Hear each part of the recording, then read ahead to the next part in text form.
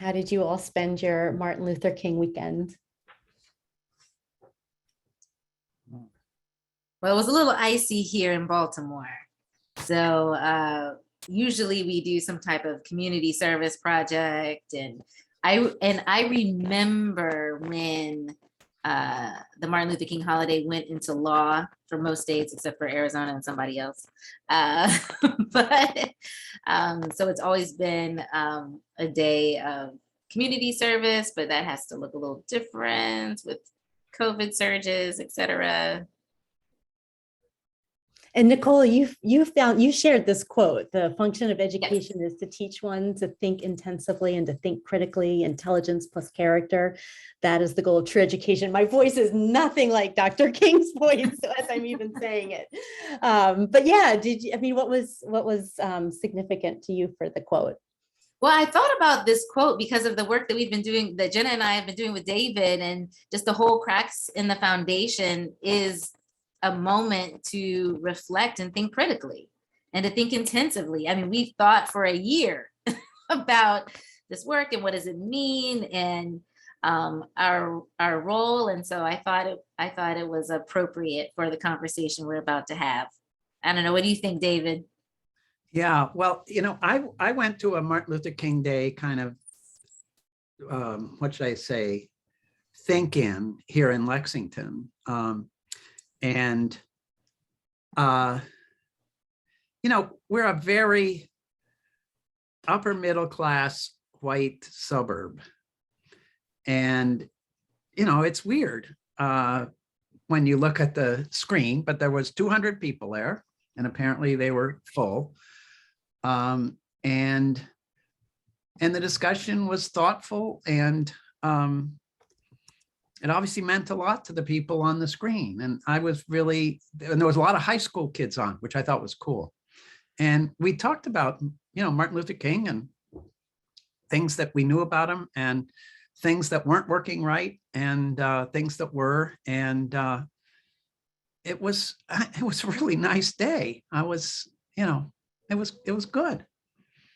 And we have a lot of folks hopping on from all around. We're just doing some behind the scenes conversation before we get started in a couple minutes. So thanks for putting your names in the chat and where you're from. And we're talking a little bit about this quote from Dr. Martin Luther King. So if anyone wants to jump in before we get started in just a minute, we have folks from all over here: Switzerland, Quebec, Massachusetts, Kansas City. Great to see you all. Thank you all for being here today.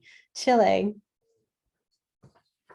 Does anyone have any, this is a quote Nicole has shared from Martin Luther King Jr. So if you have any thoughts on this, we're chatting. What about your gang, Jenna? We had a nice weekend. So I've got my son, Owen, who's 9, and my twins, Celia and Molly, who are 6 now. And I just love talking with them and learning from their questions that they pose to us too, that even as 6-year-olds and 9-year-olds, they're there to get to this quote, starting to really think critically and wondering and bringing up questions to pose to me and my husband, but also to each other, and trying to figure things out. And I just love really instilling that and trying to make sure that we're open and honest with them from when they're really little, and having these conversations to be sharing different perspectives and really challenging each other. So it's been fun to kind of support them to be thinking about Martin Luther King Jr.'s legacy and what he's meant to the history of our country.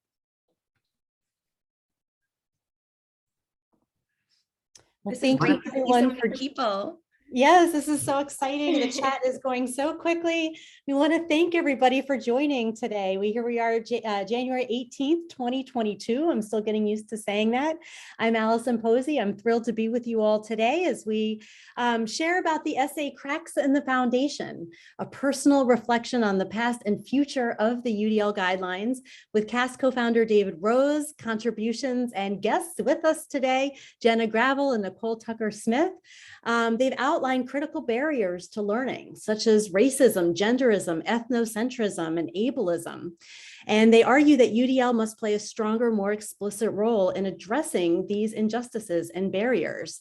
And we are thrilled that many of you have had the chance to review the essay. And we are very eager to discuss your questions and comments, because in this conversation, we want to learn from you.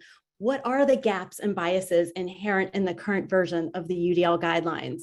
Where do you find there to be cracks in the UDL Foundation? So get started chatting now, as you all already are. You're introducing yourselves and where you're from. Please feel free to use the text chat. You can open the chat panel from the center top of your Zoom window. Choose all panelists and attendees from the drop-down where you type, so we can all participate in the conversation. And we recognize many of you may be watching this video or listening to this video at a different time, asynchronously. You can still contribute through Twitter at @cast_UDL and #UDL Rising. So thank you to our captioner as well for being here. Please feel free to turn your captions on or off, whichever you prefer. And know that we have a digital handout that we are using to assemble different resources for this conversation. So it's bit.ly/3M VU 9 B I. So we hope that you're able to access the resources, and we'll continue to make sure that we add to them as we have our conversation with you all today. So with all of those basic logistics taken care of, I am thrilled to get to introduce our guests for today, CAST co-founder and author of Cracks in the Foundation essay, David Rose. David, welcome to the conversation. Thank you for being here today. Thank you. It's great to see when I just saw a couple people that I know popped on here. And so I hope we'll get a chance to talk. A lot of people know me, and you'll know that I usually talk with slides, and they're from a UDL perspective, slides are the way I structure my talk. So I don't care about you watching my slides. I care about the fact that they're a piece of structuring, so I know where I'm supposed to go next. So I'm not using slides today, because we did want to have more of a conversation. And so I feel incredibly exposed here to talk without slides. But I will begin by just saying, where did this all begin? And I think everybody knows that the guidelines are in the process of revision. We need to revise them. We should have been revising them more along the way. That's probably my fault more than anybody's.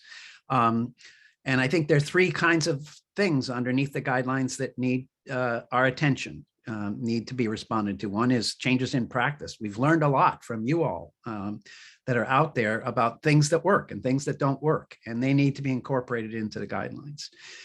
There's been many advances since 20 years ago in the neurosciences. The new neurosciences need to be part of those revisions. That's the part I feel perhaps more comfortable than any of the others working on. I'm eager to do that. And third, there's been changes in our culture, and they have changed the context in which the UDL guidelines reside and are going to be actionable. And the guidelines seem too divorced from that, too isolated from that now.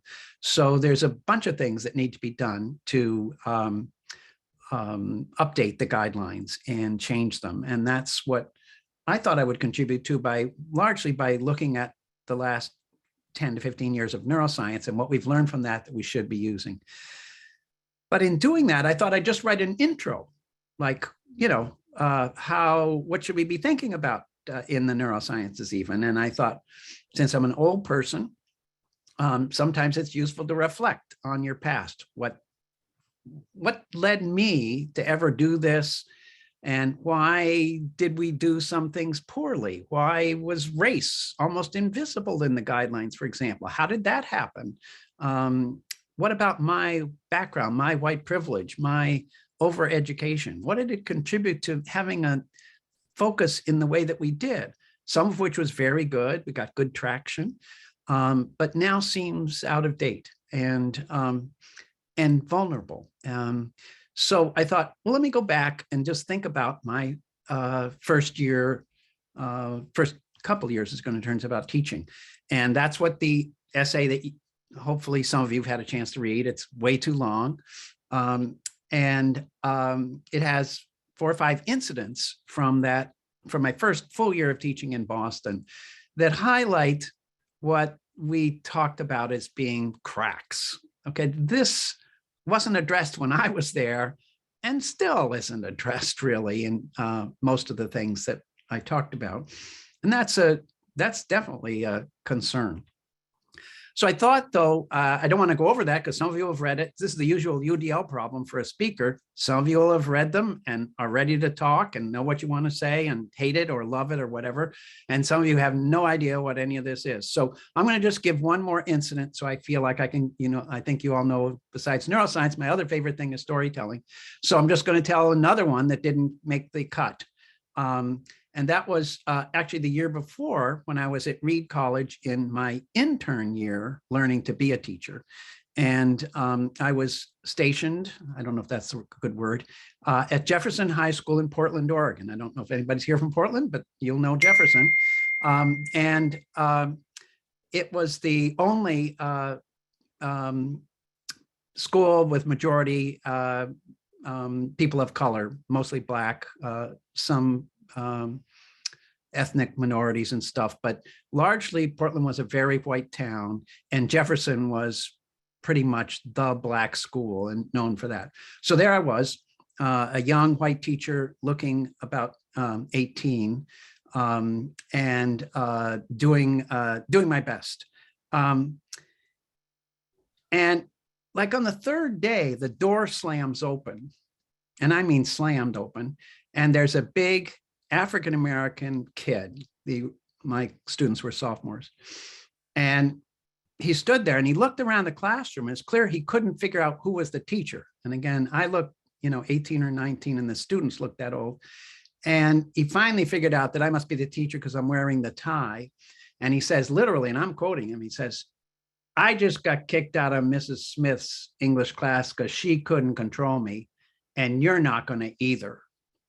So that was my first introduction to James, not his real name.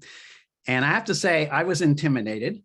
I'll skip sort of what happened next because I don't really remember how I eventually worked out that he would sit down, because even that seemed like would be a challenge. But anyway, he sat down and things didn't go very well for a while. But then I noticed there were signs, handwritten signs on the school halls that there was a Black Power meeting on, Thursday night, and that James would be speaking. And Black Power was much newer than now and all that. And I thought that was interesting. So after the meeting, he and I are still not really connected at all. But I did say, "Can you stay for a minute?" And I asked him, what else did he do? Was he able to reach everybody about what he was doing with his leadership in the Black Power movement within the school? And he said, "Well, the people just come." And I said, "How many people came?" And he said, 12. And I said, "Okay, well, what if you put out a broadside? What if you put out something that tells people what you said and tells them when the next meeting is?" And he said, "Well, I don't know if that's me." And I said, "Well, if you want me to help, I'd be happy to."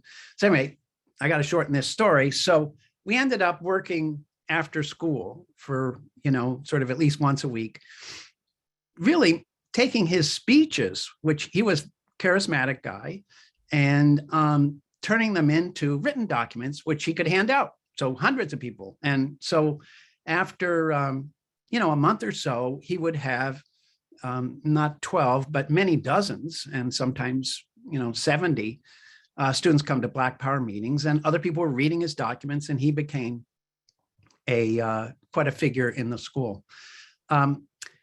And he and I'm probably exaggerating, but he and I became close. We worked together every week for sure. And he was not a good writer, but we worked on that. And he got to be a better and better writer because now he really wanted to write. because he was reaching an audience. And in the end, I have to say just one more piece. He became my classroom sort of assistant teacher in that he knew things that I didn't know about how to reach my students. And I should have said this at the beginning, but I was teaching what was called the C track in the high school, which was the bottom level kids. And it was called the C track because you were not allowed to get a grade above a C. You know, that was a track. So C was your top grade. Think of what that would be like. So anyway, he's in the C track. And what was I going to say? Oh yeah, he brought in a number of innovations. One is when we would do seat work, he brought his own Victrola, excuse the expression, to class, and he would turn on music under his desk, and we would listen to cool music the kids thought was cool, and while we did our homework. And that helped a lot. It was terrific. And he became sort of the classroom organizer. And I remember him once interrupting, said, "Kids, will you shut up? Mr. Rose is trying to teach us something." And I was just like, he was a powerful enforcer. Anyway, so we became a duo that worked. So the question is, was this a UDL classroom? The answer is no, because none of it was designed. I was doing ad hoc after school work, and I couldn't do that with 25 kids. So he got attention and others didn't. And they were stuck in the various ways in which the classroom usually sucks. But there were many other things about it. That is, not only was it poorly designed for him and I had to retrofit, but it wasn't designed for any of his other classmates either. And one of the most interesting things, well, too much, I'll say, would UDL have helped this classroom? And the answer is yes, because most of these students probably had reading disabilities. That's why they were in their 10th year in the C track. And I didn't pay any attention to that. I didn't do anything about it. I didn't know about dyslexia. I didn't, And so I didn't have any accommodations in the classroom, as we would have called them then, but I certainly didn't have a universal design. I didn't assume we needed multiple means of representation. So everybody had to read Ivanhoe, which was stupid because most of them, it was not in their language. It was way too hard reading and all of that. Later in working with him, I realized that he was dyslexic. He was a poor speller. And I realized that he had made it all the way till 10th grade. And I'm sure that no one, and I'm sure for a fact, no one had ever worked on his reading in all that time. So UDL would have helped with the kids who had dyslexia, for example. That's what it's good at.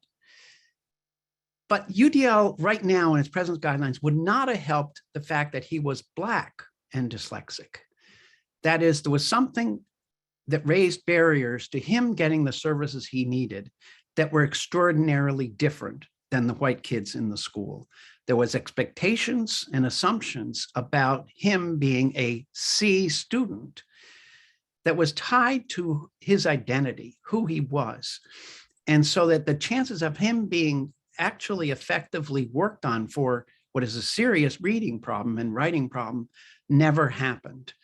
So those kinds of barriers are what we're trying to look at now to say, yes, UDL does a good job with a lot of the things that we call ability differences, like dyslexia. But we don't do much about the barriers that come with identity, differences in culture, differences in backgrounds, difference in race, and all of that. They're not embedded in what we do. So you don't notice. I didn't notice then, but a lot of teachers still don't, and don't notice the things that would make a big difference in those particular barriers. So that's what fueled the kind of let's look at this work that we're doing. And in starting, and I wrote down a lot of notes, which I'm not going to do, but if there are no questions, I can't wait to get to it. But what are some places we could have shown that in the UDL guidelines that say, if you have a Black student, Or if you have a student from this culture, it's more likely that this is going to be the case. And here are some things that good teachers have taught us will work. We don't have those things right now. So then I wanted to write it up and realized I'm not going to be a good writer about it. I didn't notice things when I was there. And I'm still not very good at this. And so I reached out to Jenna and Nicole about maybe I need help writing this, even this very personal document about my history, because my history is full of inaccuracies and biases that were part of who I was then and part of who I am now. And I realized it wasn't safe and it wasn't appropriate for me even to write about my own history in this way without potentially embarrassing myself, but not getting the point right. So I reached out to them, Nicole and Jenna, and I've said publicly and privately, even to my wife, that working with them has been one of the best educational experiences of my life. And I have like a million degrees. But Nicole and Jenna have been these wonderful colleagues who gently but persistently have said things like, David, you know, when you say that, here's how I feel. Because they represent people with very different expertise and backgrounds than me. And we're writing this together. And there's a paper to follow, which we'll talk about. And I've asked them to continue to write with me, but mainly I want them to think with me. My job as a very privileged white person is to look inward and to fix myself. And I came, like a lot of us, feeling that we're going to fix everything else. And so I'm working at that, and they've been great mentors and tutors for me. So I want to turn it first to Nicole so you can meet her, and then she'll introduce Jenna. All right. Well, thank you, David. So glad to see everyone in the chat today. See lots of familiar faces. Well, not faces, familiar names. I'm picturing your face. And I thought I would just start by, again, well, introducing myself. I'm Nicole Tucker-Smith, but also I am serving as one of the co-chairs to UDL Rising to Equity alongside with Jenna. And one of the reasons why I was drawn to doing this work with David is similar to the reason why I agreed to serve as one of the co-chairs for UDL Rising to Equity. And one, at first, I will admit that it took a little bit of convincing. So I've been working in UDL for over a decade. I've been part of the cast originally, you know, I can't remember what it was called before national faculty, but Cadre. the cadre, yes, I was part of the cadre and then the faculty. I've learned this technique of enrolling others in the words you have forgotten. So that's what, thank you, Allison, for joining me in that. And so I've done work in UDL for, you know, over a decade, and I also do work in what is now labeled the DEI space and the equity workspace. And I've been one of those folks that say, you know what, this is what UDL does well. It's not addressing these other barriers. We just have to be clear about what lane we're in. And I really appreciated the idea of UDL Rising to Equity, but to me, before I could sign on, I needed to know that there was a commitment and a willingness to examine individual and institutional beliefs. And without that, I was not signing on. And what I learned through conversation is, yes, the commitment and willingness to examine is there. And then we lived it for a year with David. And now we're also, you know, building on that. But I learned so much from us sharing our three perspectives, because as David mentioned, we have very different perspectives. My mother was also started teaching the first year, the same as David, was a first-year teacher in South Carolina. And the principal, and in her case, she was in a mostly white school, and the principal commended himself when he introduced her to the staff, talked about how progressive he was for hiring an N-word. That is what he called her in front of the staff to welcome her to the space.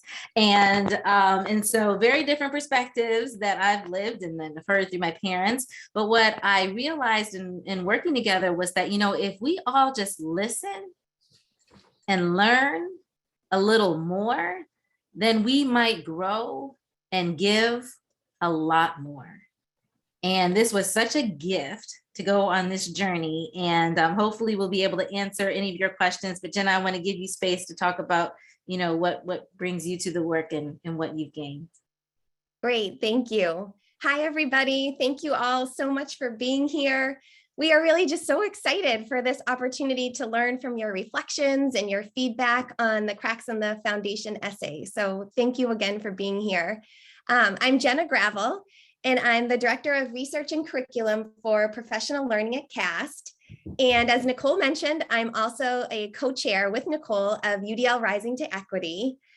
And really being a co-chair of this process has just been an amazing opportunity to learn from stakeholders' experiences and perspectives in terms of how we can more fully develop the UDL guidelines through an equity lens.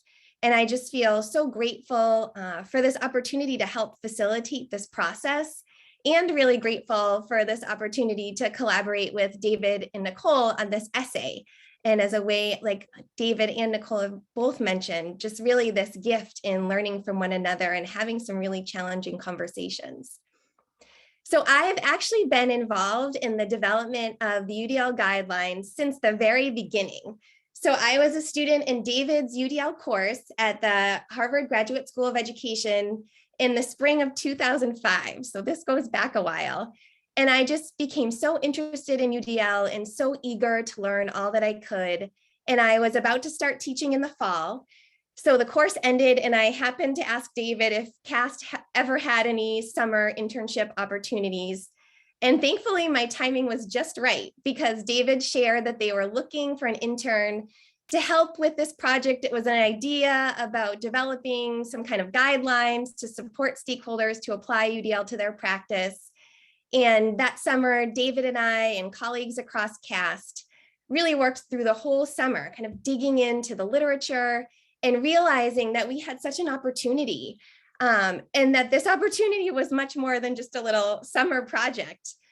So we worked closely for several years. We didn't come out with the first version of the guidelines for another 3 years. It was in 2008 that we came out with what we called then version 1.0.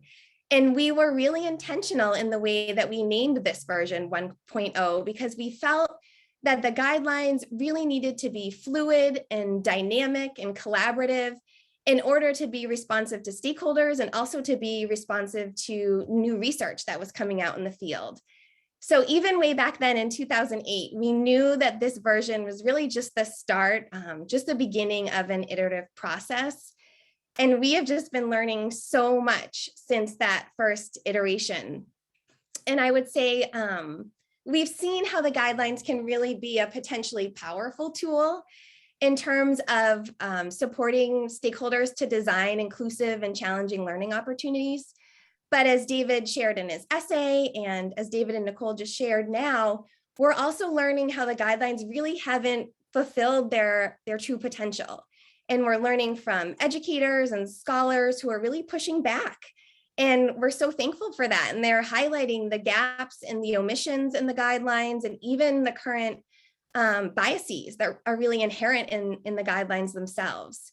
So this process of collaborating with David and Nicole, and this process of UDL Rising to Equity more broadly, has just felt so meaningful that we've been able to collaborate on this work in terms of developing the essay, where the three of us can really come together from these very different perspectives, that we differ in terms of age and race and gender and experience.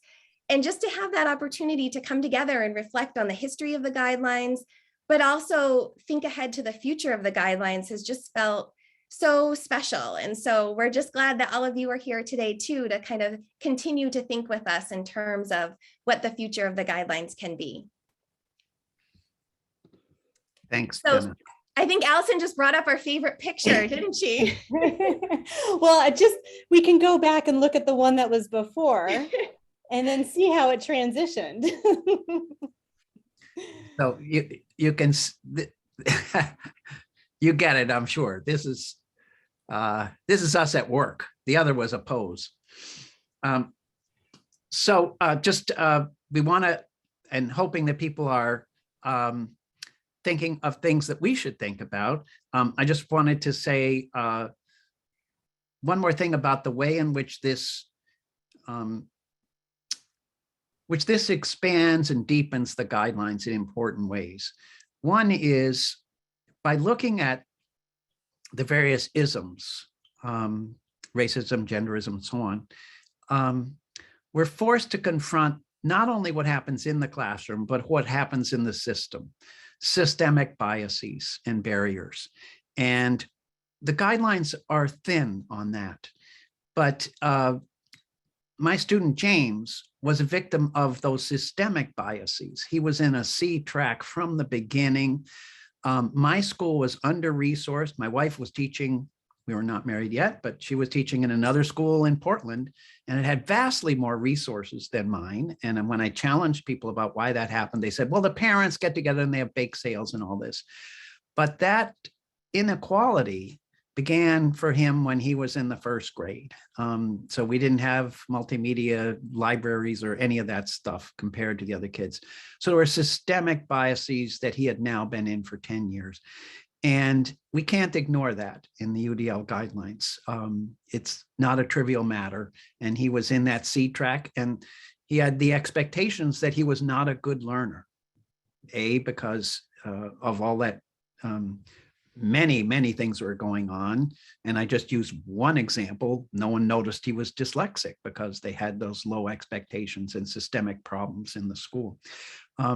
So one is systemic, and the other is identity, paying attention to the barriers that come specifically with identity that are very different.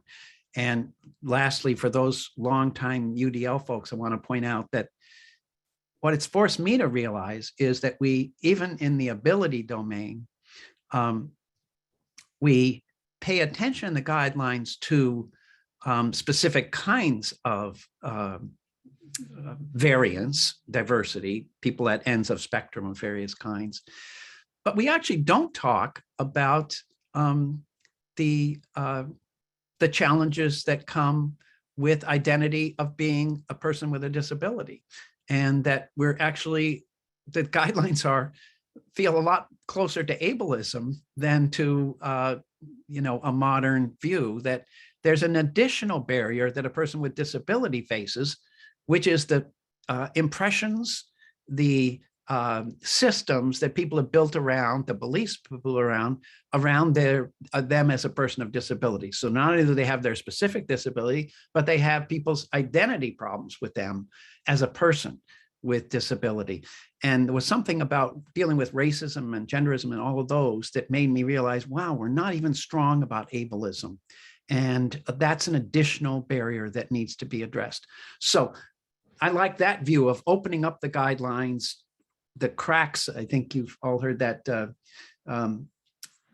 wonderful, what's his name, Leonard Cohen's song, there's a crack in everything, that's how the light gets in. And I think we have that view that we're looking at the cracks in the UDL guidelines to let the light in so that we go, oh, you know what, we didn't even deal with ableism strongly enough. And we didn't know that until we dealt with racism. So anyway, that's where I think we are now. We're eager to see if there are thoughts. I think Allison's been monitoring in case there's some things people want to say. And can I just add in, because David, building on what you said, it's relative to one of the questions up here, and also some things that came in the chat, and many of you are noticing, because many of you, I've done workshops with you and stuff like that, where identities aren't the barrier, right? It's attitudes towards barriers, stereotypes, it's biases, those are barriers. And so the question here, how do you see UDL will be equitable for students from all races and cultures? Building on what David was saying, it's expanding the barriers that we choose to examine, right? The UDL guidelines talk about some barriers, as you mentioned, but not others. So what are the barriers related to bias, how people are being perceived, related to stereotypes? And then how do we expand our idea of variability to include and embrace identity, to recognize and not try to perpetuate this idea of we're all the same. We wouldn't do that in other places. We shouldn't do that with regards to identity as well. And so that's just, I mean, we could do a whole topic, a whole webinar just on that, but expanding those ideas of bias and variability is something that we've been hearing a lot. And we are looking to, not only do we have a diverse advisory board, which will be bringing on a few new folks in the next year, but also there are many opportunities, and you'll see at the end where we're trying to hear from you and others as well, to have a diverse set of voices as possible. And just while maybe Allison's looking, I just want to say, if you look at the guidelines, you can see where there's places you go, wow, would it be nice to mention racism and sexism right there. For example, under engagement, optimize relevance, value, and authenticity. The idea that cultural factors, social factors, all the isms wouldn't play a big role in that, deciding how do we make sure we have classrooms that represent relevance, value, and authenticity across the spectrum of our students. And the same with the next one, optimize individual choice and autonomy. Those things are really loaded in terms of the barriers that people of different identities reach, and minimize threats and distractions. The third under there, you think, wow, if you don't think about whether people of different races and genders, that are all of those, don't face different threats and distractions, and that should be called out. So we notice it and go, oh, some of my kids are going to be under a bigger threat when we read this story about To Kill a Mockingbird or whatever. Anyway, so are there thoughts, are there questions, comments people have, Allison? Yeah, and there are some questions just to build on this, some thoughts about intersections too, intersections between human rights-based approach and UDL. I know you speak about intersections in the essay, the intersection of identity and ability. What about students with intersecting identities? So I don't know if you all want to speak to some of those intersections a little bit. I could go. Jenna, do you want to go? Go ahead, Nicole, and then I'll jump in. Okay. Well, when we think about intersections, we think about intersections for individuals, but also what happens when we're in systems, right? And so thinking about, as David was mentioning, how is the system showing up for individuals with different intersecting identities? And understanding that integrative complexity is really important when we're doing this type of complex and authentic work. Things don't live in isolation, right? They work together. And so when we think about looking at our environments, looking at our systems, what are the outcomes for different groups? And then what are the barriers that are built into our systems that really are incentivizing biased behavior? And you all I love the quote, the W. Edwards Deming quote, every system is perfectly designed to get the result that it does. And when we don't look at how intersectionality is showing up, we miss barriers that aren't barriers for us. Like I'll see barriers that are barriers for me, but a Black man and a white woman aren't going to see the barriers that I face as a Black woman. And so if we are truly going to understand barriers and how they show up, we have to broaden our empathy really to include intersecting identities. Yeah, and I would just add too that I think a big piece of this work is really thinking about how UDL can work in concert with or complement other asset-based pedagogies. And be thinking about what are some of those other pedagogies, like culturally sustaining pedagogy, that's really embracing and honoring and valuing the identities that students are bringing to the classroom. And I think for us, thinking about this essay, but also UDL Rising to Equity more broadly, we want to make those connections to other equity-oriented approaches really similar. We don't think that UDL needs to be changed in a way to take over those other approaches and that UDL can do it all. We don't believe that at all. But what we see part of the process of UDL Rising to Equity is really making those connections to approaches like culturally sustaining pedagogy or restorative justice, and showing how those frameworks can link up together and really work in concert with one another. And I've been seeing in the chat some asks specifically about culturally sustaining pedagogy. And there's a piece we can put in the chat called Cross-Pollinating Culturally Sustaining Pedagogy in UDL. And that's written by Federico Waitoler and Kathleen King-Thorius. And that piece came out several years ago, but that was really a huge inspiration for this work. Thinking about a lot of the practitioners who are kind of pushing us to be exploring that intersection, and then also hearing from researchers who are studying that potential intersection. Federico and Kathleen's work has really been a really important motivator to this process. And Federico is actually on our UDL Rising to Equity Advisory Board too. And Jenna, that brings me to a question that was also asked, that if student agency looks different depending on the culture, do you agree with this? Do you not? And thinking about how expert learning is defined, what are advantages and disadvantages of continuing to promote the expert learning characteristics of a dominant culture? So bringing that culture to the conversation around expert learning. I don't know if you all want to speak to that at all. Well, I'd just like to just tie it back to my story about James. Both the background that was just mentioned and the expert learning. This guy was a better speaker than I was at the time. And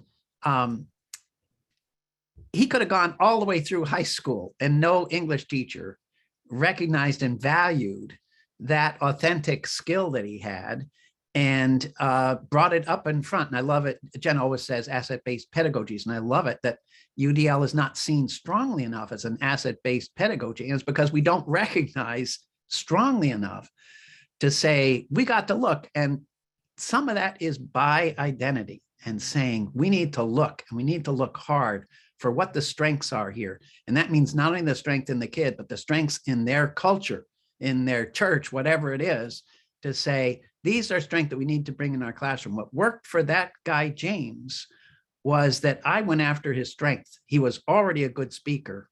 And I turned that, leveraged that into him becoming a good writer. But that's the way to begin. If I'd started by saying, you're a bad writer, let's work on your writing like crazy. This is not recognizing, him, not recognizing where he comes from, not recognizing his strengths, and a bad way to begin teaching. And can I note that when we were talking about like intersections, some folks have mentioned in the chat that there's also the role of like socioeconomic status, right? And so it's not just, what you necessarily see, but also the, other things that are present, other factors that are present in the space. And like to this question here, there was a question about, somebody may have answered it. It moved. But the idea of, if systems get the results that they're designed to get, how can UDL, and in the same way we've been applying this to reduce other barriers, we can apply that process if we just expand our vision to consider other barriers. So like in David's example, James is more likely to be identified for a behavior disability than for dyslexia. So students who are poor and who are not considered to be the same as the dominant culture. I don't like to use minoritized because they weren't minorities in that school, right? They're more likely to be, they're over-identified for those characteristics that require educator judgment and under-identified for those labels that require a medical professional. That is designed into the system. So if you apply a process of what are our goals, what are some barriers, let's embrace variability, let's design options, you can look at what in the system got us to these outcomes and start to provide reframing opportunities instead. And so those are the conversations that we've been having with some educators. Mm-hmm. And that gets a little, there was a question on just continue to explain intersectionality of identity and ability further. And also the concern, in what ways will the revised guidelines include research from scholars of all racial backgrounds? So again, really thinking about who's in that conversation from the very beginning. I want to say we had a conversation that was perfect on this domain. The next, I can't remember if I made that clear, but this was just meant to be the introduction. I thought it was going to be like a page or two to the real essay, which is on neuroscience and implicit bias. But it just expanded because it was, too important. I think it might have been you, Nicole, said,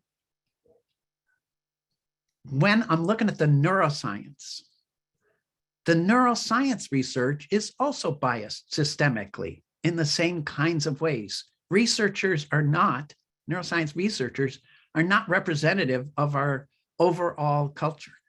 And I found an article, wonderful article, basically goes through and shows you that the neuroscience research, like a lot of ugly, bad research done in the past, was done by and for white people. And its evidence is about, by and large, college sophomores who are white people. That people are starting to unravel that now. And it's part of what the second essay is about. But anyway, yeah, you got to look at it everywhere. Yeah, a great example is when we were looking at some of the research that is around, I think it was around recruiting interest, right? And around motivation. And one of because we are very intentional about having a wider range of inclusion in the research that will be informing the re-envisioning of the guidelines. But we were going over, so we've gone through all of the articles that right now are online in terms of the foundational research. And one of the articles that did mention race talks about how Black and Latinx students were less motivated than white students in this reading study. And my question was, what did they ask them to read? What did they ask them to read? Was it like all the books that I was given? Because none of them had people that looked like me. And because that was never even addressed in the write-up, it says to me that the researchers didn't think that question was important. And who is represented in the curriculum is huge. The goals of the curriculum is huge. And the neuroscience question was near and dear to my heart because I've uncovered so many places where just medical research is biased and doesn't consider variability. And it's real life or death situations for many of us. And so that's why this work is so critical and so important. Yes, Sarah Yasso's work on the cultural capital, cultural wealth. Yes, sorry. Great. Now, I realize should we talk about our process when we write? Oh yeah, we do have slides.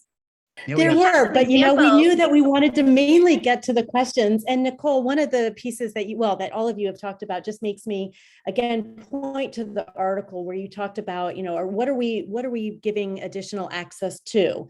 Is it boredom? Is it not, not being representative of cultures and backgrounds and values? And is it not challenging? Do we have low ceilings? Is it not strengths-based? So really interesting to just ask that question. What are we making this more accessible to? So again, we invite you to keep, reference that article, continue to add your questions in the chat, in the Q&A, on Twitter if you're watching this at another time.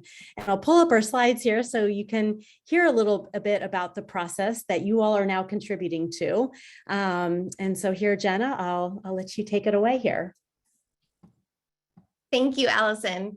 And the slide before this, we love, and I know we already showed that, but it was with the three of us we tried to make our angriest faces in the screenshot, but we were trying to represent a really important piece of our process, that we had some moments where we had some moments of disagreement.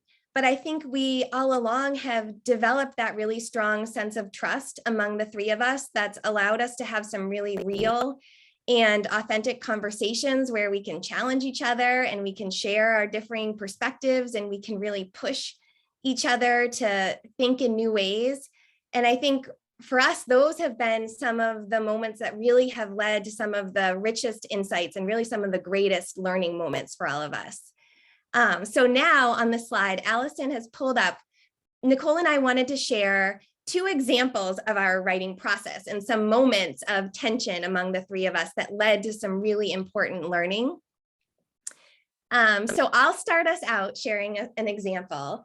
And with my feedback throughout our collaborative process, I paid really close attention to our language and to the ways that implicit biases and ableist language can start to show up in our writing.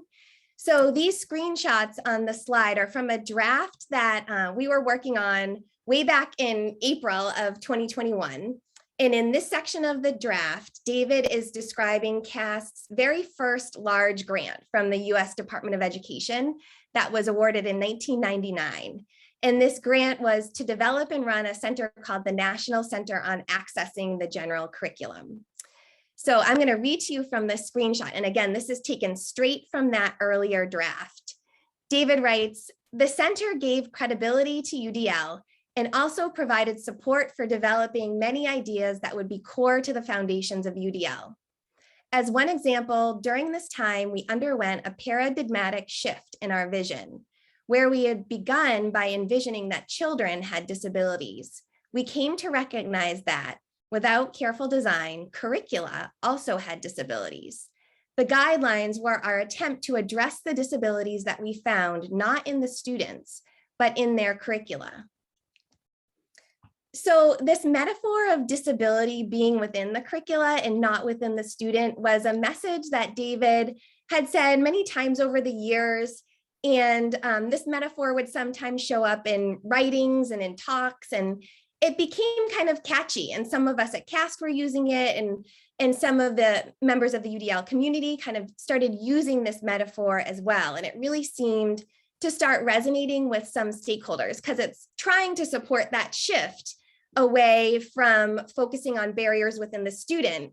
And that's so central to kind of developing that UDL mindset. But I've started to become really uncomfortable with this phrase. And several years ago, I just stopped using that as I started reflecting on how this metaphor actually uses disability in kind of a derogatory way. So stating that the curriculum has disabilities that need to be addressed actually frames the notion of disability through a deficit lens, that disability is something that needs to be fixed. And this metaphor also doesn't acknowledge that the identities or really acknowledge getting to the identities of many students with disabilities, that many disabled individuals share that disability is really central to the ways in which they identify. So by saying that the disability is not within the student, we may actually be missing a key piece of disabled students' identities.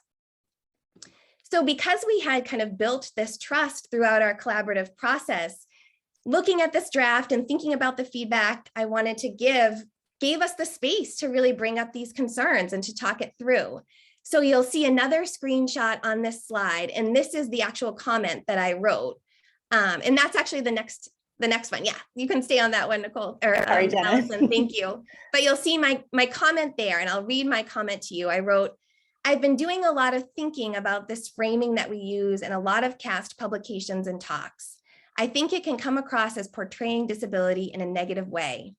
Instead of disability, I've been using the phrase not about fixing the student, but fixing the curricula. The problem is not within the student, but within the learning environment or the curricula, locating the barrier in the curricula instead of the student.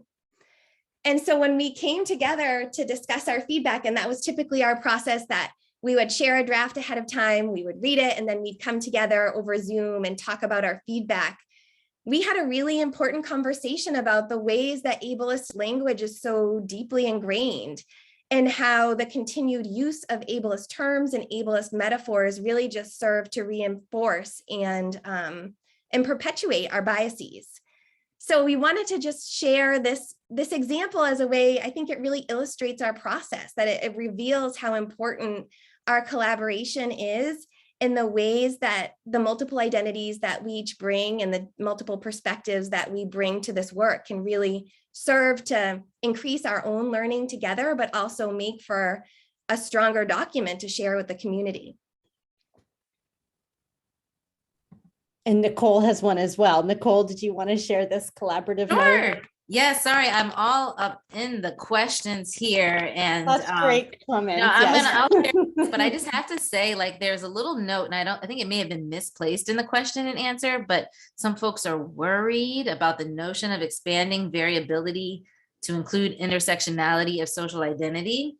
And I've learned that whenever I start to operate in fear, I need to examine that.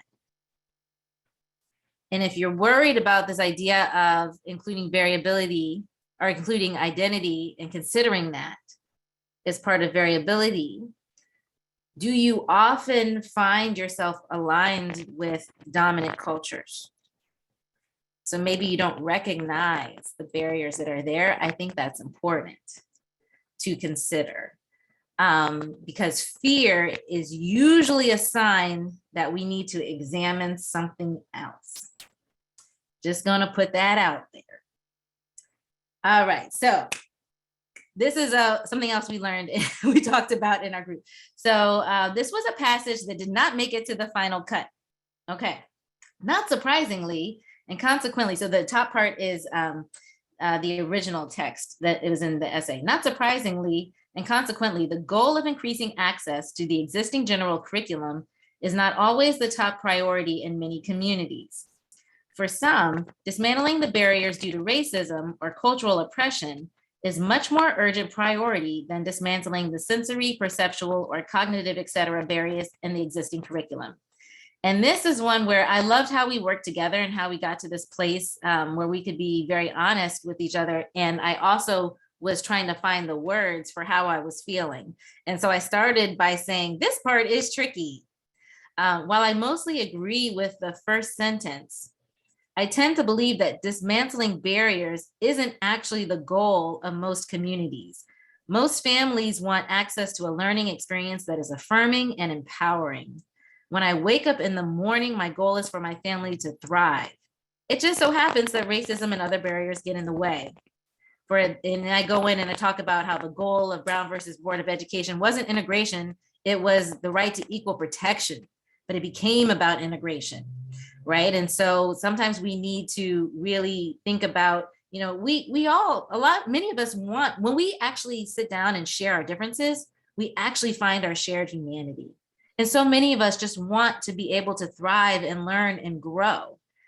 We just may have different barriers that get in the way, and we might not be fully seen for all of our variabilities.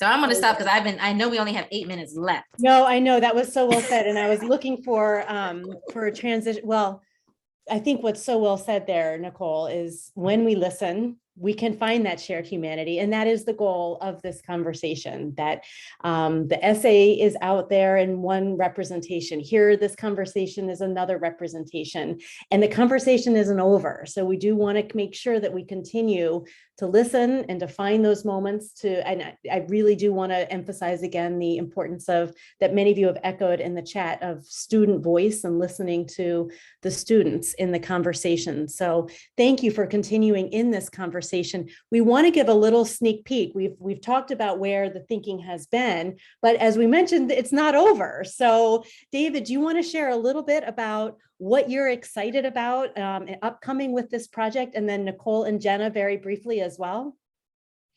Yeah, I was just thinking the question of expansion. It's a great question. I'm glad someone raised it because it's a worry that a lot of people have. Are we going to go too wide? And that's why we want to have these discussions.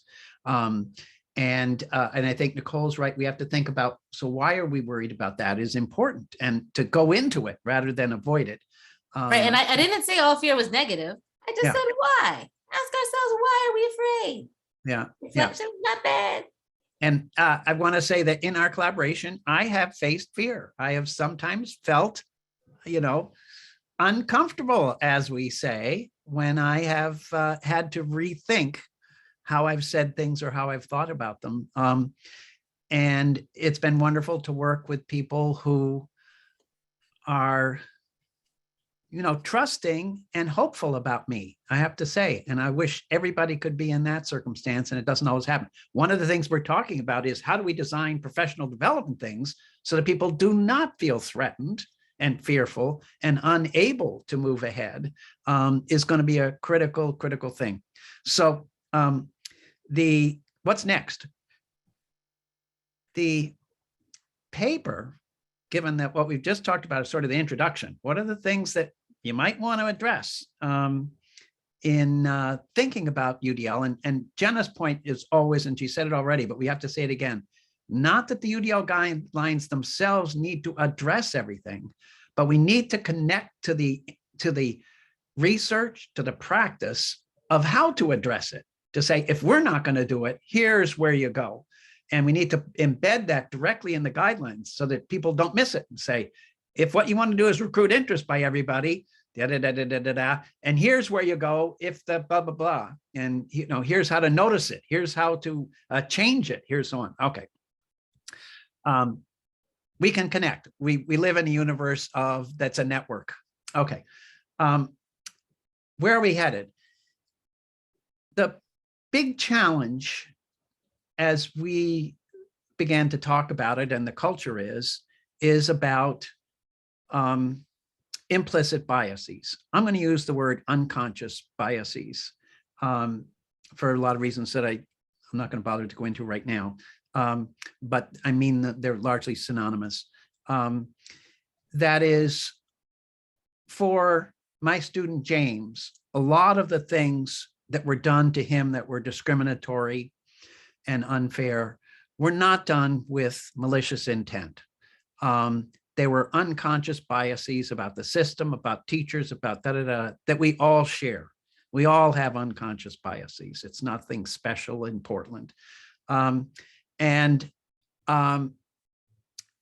they are now the major hurdle, hard to overcome. I think probably all of you know there's been a ton of research on what works to reduce implicit biases about whatever of the isms we would talk about. And the answer is, it's not very good. By and large, the effects are temporary if they exist. They don't last and change behavior on a systemic or long-term level. So we have a lot of training about implicit biases, raising awareness, things like that. But the evidence, in case you don't know it, is not good. There's lots of reviews, and they'll be in our paper to show that. We wanted to attack it, to say, let's look at what does it mean to attack unconscious biases? And we're gonna have to be a lot smarter. And I think we're gonna have to be smarter in the ways that UDL is smart. And that is that we do begin. What's the neuroscience? What do we learn from the neuroscience about unconscious bias? And obviously we don't have time to go into everything here, but these— You have 30 seconds, David. Okay. Okay, well, this slide pretty much shows it all. But anyway, there's lots of different kinds of unconscious bias in the nervous system. And just like UDL, you have to think about what is this person's specific kind of unconscious bias? Where did it come from? And how are we going to address it? And I'll say the coolest thing, and the neuroscientists are saying this now, and it's absolutely the coolest thing. People are saying there's 3 kinds of bias. And you know what? They're lined up perfectly with UDL. That is, there's bias in how you perceive things. You know that. You always think your team didn't do any fouls in the basketball game. There's bias in how we perceive. But that is not the same thing as biases in what we do. The kinds of actions we then take have their own biases, but they're not completely linked up together. And lastly, there are biases in what we feel about things. Those biases are 3, and UDL is an answer that says, you know what, if you're going to deal with unconscious bias, you've got to think about all 3 principles. And that if you only think about one, it's just like thinking only about how do we present math and not how do you do it and not how you care about it. You need to do all 3 of them to do UDL. And we're going to need to do that when we deal with unconscious bias.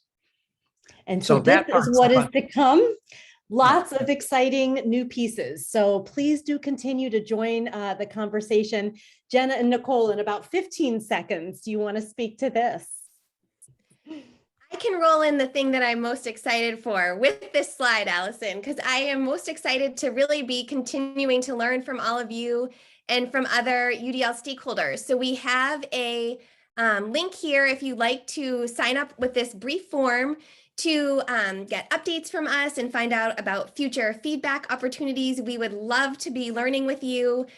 We actually have more than 2,000 people who have filled out this form. So we are just so thrilled that there is so much momentum and energy behind UDL Rising to Equity. So if you haven't signed up, please do that. We would love to hear from you.